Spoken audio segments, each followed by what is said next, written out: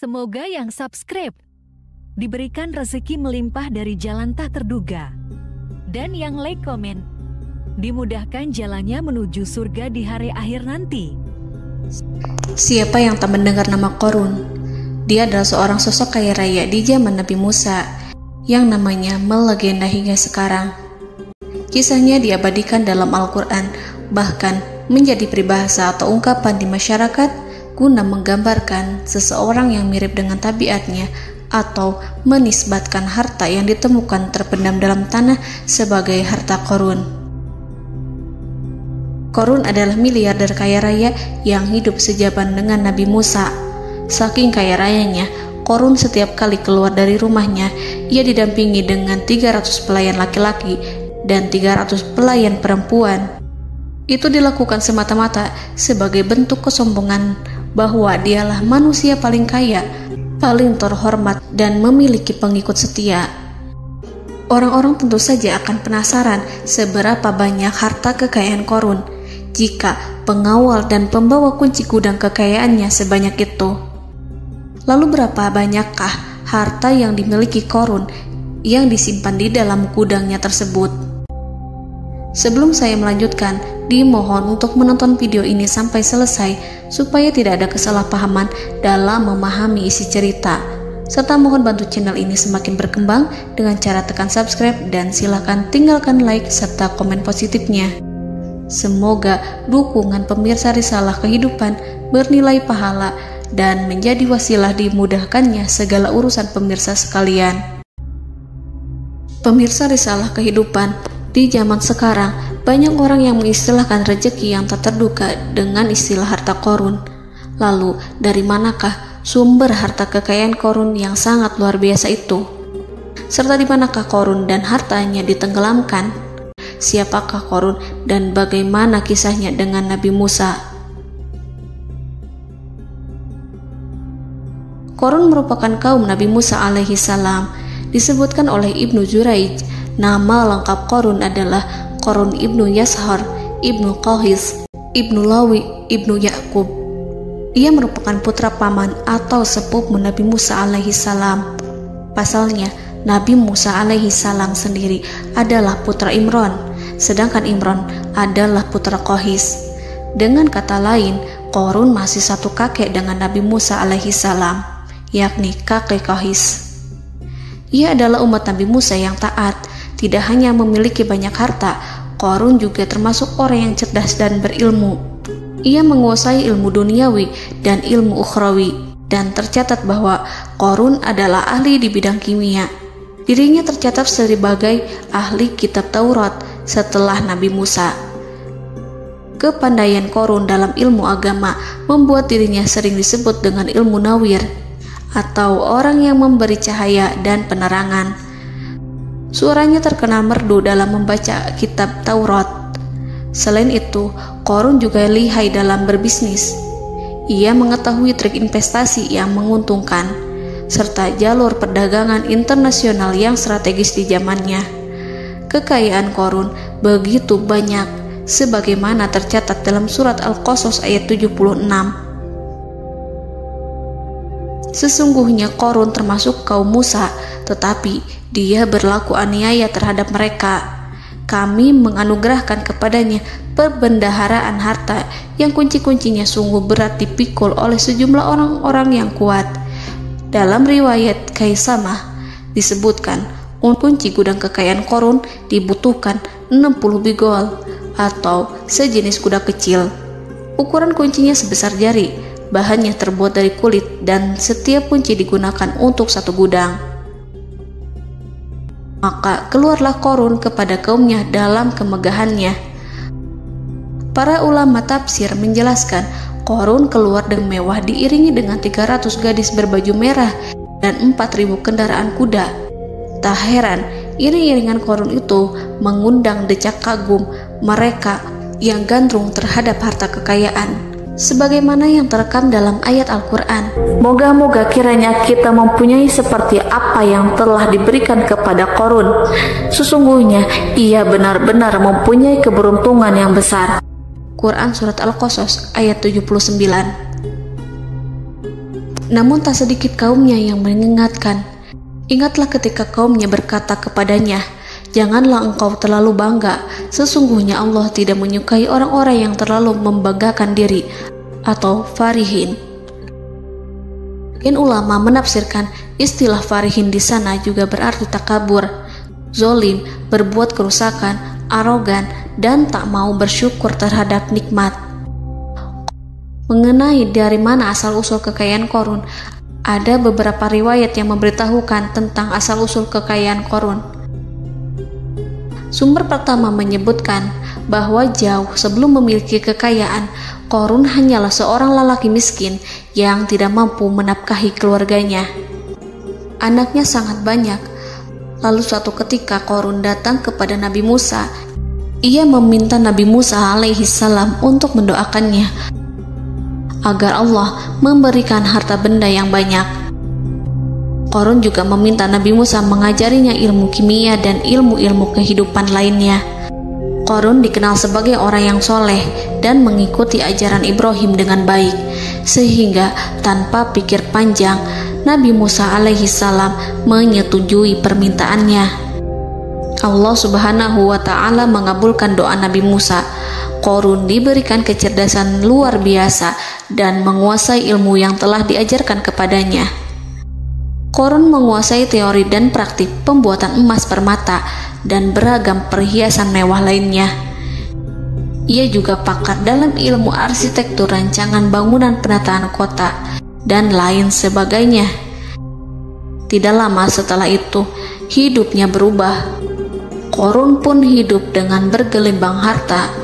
Ribuan gudang yang dimilikinya penuh dengan emas dan perak. Namun sayangnya, keberuntungan yang didapatkannya membuatnya gelap mata. Qorun mulai hidup dengan penuh pamer, keangkuhan, dan penuh kesombongan. Kekayaan yang diberikan Allah Subhanahu wa Ta'ala membuatnya lupa dengan Sang Maha Pemberi. Qorun merasa lebih terhormat dan mulia dibandingkan Nabi Musa. Ia pun akhirnya membelot dan durhaka pada Musa. Ia mengingkari janji-janjinya dulu dan beralih menjadi pengikut Fir'aun yang setia. Loyalitas Qorun terhadap Fir'aun membuatnya diangkat menjadi kepala mandor yang membawahi ribuan pekerja. Dikisahkan bahwa Qorun bersikap semena-mena terhadap para pekerja. Ia tega memotong upah mereka. Ia melakukan korupsi demi membangun istana dan kemegahannya sendiri, dan untuk membangun gudang-gudang penyimpanan harta yang telah ia kumpulkan jauh-jauh hari. Ketika datang perintah zakat, Nabi Musa alaihissalam pergi menemui Qorun dan memerintahnya mengeluarkan zakat sebesar 1 dinar dari setiap 1000 dinar hartanya, 1 dirham dari setiap 1000 dirham, 1 kambing dari setiap 1000 kambing, dan seterusnya. Setelah Qorun menghitung seluruh hartanya, ternyata jumlah zakatnya sangat besar. Kekikirannya pun mulai menghalangi hatinya untuk mengeluarkan zakat.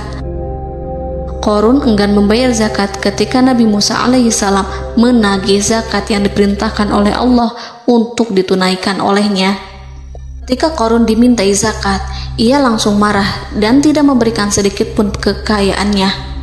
Dia berpikir bahwa harta kekayaan yang dimilikinya didapat dari hasil kerja dan usahanya, dan tidak ada kaitannya dengan siapapun, termasuk Allah Subhanahu wa Ta'ala.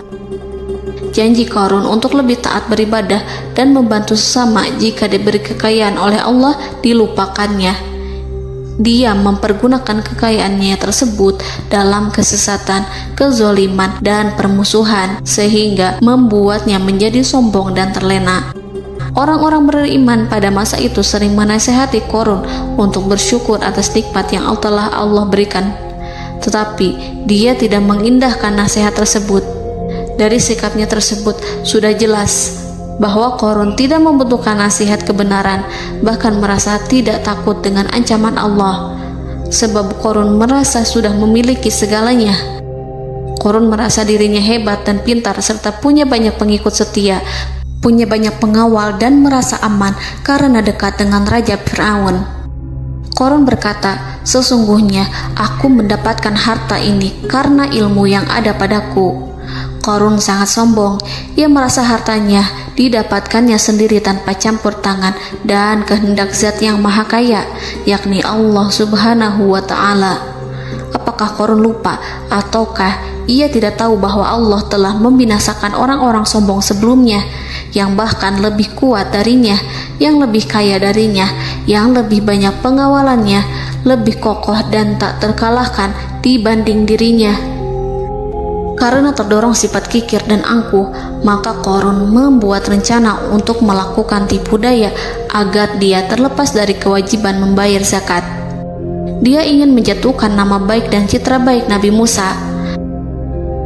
Kemudian dia mengumpulkan tokoh-tokoh konglomerat Bani Israel. Ia berkata kepada mereka, "Wahai saudara-saudaraku, terhadap apa yang diperintahkan Musa untuk membayar zakat, apakah kalian akan mematuhinya? Sekarang dia hendak mengambil harta yang ada di tangan kalian, maka pikirkanlah suatu cara untuk menghindari perintahnya." Para pembesar-pembesar yang dipanggil kemudian menjawab, "Wahai paduka Korun, engkau lebih besar daripada kami. Kami akan melakukan apapun yang kau inginkan." Korun berkata, "Datangkanlah kepadaku wanita cantik. Aku akan memberinya hadiah besar jika ia berhasil menggoda dan memfitnah Musa." Ketika wanita cantik yang diinginkannya datang, Korun memberikan kepadanya uang muka sebagai jaminan. Ia akan membayarkan seluruh yang dijanjikannya ketika berhasil menjalankan misinya. Bukan hanya itu, Korun pun berjanji akan menjadikan wanita ini sebagai istrinya. Keesokan harinya, Korun mengumpulkan Bani Israel. Setelah itu, Korun menghadap kepada Nabi Musa seraya berkata, "Orang-orang menanti kedatangan Anda, sampaikanlah saran dan nasihat kepada mereka." Nabi Musa kemudian keluar dari rumahnya. Ia mulai menyampaikan nasihat pada umatnya. Di antara nasihatnya, beliau berkata, "Barang siapa yang mencuri, aku akan memotong tangannya. Barang siapa yang memfitnah, aku akan mencambuknya sebanyak 70 kali. Barang siapa yang tidak mempunyai istri dan dia berbuat zina, maka aku akan mencambuknya sebanyak 70 kali. Adapun barang siapa yang memiliki istri dan ia berbuat zina, aku akan rajam dia sampai mati." Korun kemudian berkata, "Apakah ini juga berlaku untuk Anda jika Anda sendiri yang berbuat zina? Apakah Anda akan menerima hukumannya?" Kemudian Nabi Musa menjawab, "Ya, meskipun saya sendiri yang melakukannya." Maka kemudian Korun memanggil wanita yang telah dibayarnya. Wanita itu berdiri di depan Nabi Musa dan Bani Israel yang telah berkumpul, mengaku sedang hamil karena berhubungan badan dengan Nabi Musa. Marahlah Nabi Musa atas fitnah kejam yang diarahkan kepadanya. Kemudian Nabi Musa melakukan sholat 2 rakaat, lalu mendatangi wanita itu dan menyumpahnya agar mengatakan siapa yang menyuruhnya. Wanita itu menjadi ketakutan. Ia bergemetar di depan Nabi Musa dan mengaku bahwa yang menyuruhnya adalah Korun. Lalu wanita itu bertaubat dan meminta maaf kepada Nabi Musa. Seketika Nabi Musa bersujud seraya berdoa kepada Allah agar menimpakan azab kepada Korun. Allah memberi wahyu kepada Musa bahwa bumi telah dijadikan tunduk kepada perintah Nabi Musa. Kemudian Nabi Musa berkata kepada bumi, "Wahai bumi, telanlah Korun beserta kekayaannya, habiskanlah semua." Kala itu Allah menurunkan wahyu kepada Musa alaihissalam untuk memerintah bumi apapun yang diinginkannya. Begitu Nabi Musa alaihissalam datang dengan wajah sangat marah, barulah Korun merajuk, "Wahai Musa, sayangilah aku." Sementara Nabi Musa alaihissalam tak bergeming. Beliau lantas berkata pada bumi, "Wahai bumi, ambillah mereka." Seketika rumah Korun mulai bergetar. Korun dan antek-anteknya mulai dibenamkan hingga bagian lututnya. Rumahnya ikut turun sedalam lutut. Korun kembali merajuk, "Sayangilah aku Musa." Rumahnya kembali berguncang. Kini Korun dan kawan-kawannya kembali terbenam hingga pusar. demikian pula rumahnya. Korun terus merajuk, "Wahai Musa, sayangilah aku." Sementara Nabi Musa alaihissalam kembali meminta bumi, "Wahai bumi, ambillah mereka." Rumah Korun berguncang lagi, sementara Korun dan kawan-kawannya terus terbenam hingga bagian tenggorokannya. Demikian pula rumahnya. Korun lagi-lagi menjerit, "Wahai Musa, sayangilah aku." Namun Nabi Musa alaihissalam tak bergeming. Beliau terus meminta bumi menelannya, hingga akhirnya Korun dan kawan-kawannya hilang seluruhnya ditelan bumi. Tak lama setelah itu Allah berkata, "Wahai Musa, apa yang membuatmu bersikap demikian? Padahal demi kemuliaanku, andai dia Korun berdoa kepadaku, niscaya aku akan rahmati. Maka kami benamkan dia beserta rumahnya ke dalam bumi, maka tidak ada baginya satu golongan pun yang akan menolongnya selain Allah, dan dia tidak termasuk orang-orang yang dapat membela diri." Quran Surat Al-Qasas ayat 81. Lalu di manakah lokasi ditenggelamkannya Korun beserta harta bendanya? Konon berdasarkan kepercayaan beberapa masyarakat setempat, Korun ditenggelamkan di sekitar sungai atau danau Moris yang terkenal di kota Payom, negara Mesir. Korun konon mendirikan istana dan di tempat itu pula ia ditenggelamkan. Dahulu, Korun berkeinginan membangun sebuah istana, namun tidak diizinkan oleh Fir'aun jika istana itu dibangun di samping istana Fir'aun. Terlebih, Korun juga tidak ingin membangun istana di tengah pemukiman Bani Israel yang terletak di tanah Jasan. Fir'aun pun memberikan tanah di wilayah Fayom. Kemudian di tepi sungai Payom inilah Korun membangun istananya yang megah, dan di dalamnya ia membangun Al-Khunuj, gudang penyimpanan harta berisi emas dan perak. Salah satu bukti arkeologis yang dapat dijumpai di lokasi tersebut adalah runtuhan bangunan yang diduga sebagai tempat tinggal Korun yang berjarak sekitar 2 km dari Danau Korun. Menurut beberapa sumber, bangunan yang masih berdiri kokoh tersebut adalah benteng yang dibangun oleh Korun. Namun ada juga yang mengatakan bahwa bangunan tersebut adalah tempat tinggalnya. Wallahu a'lam. Semoga kita semua dijadikan orang yang Allah mampukan menjadi orang kaya namun tidak seperti Korun,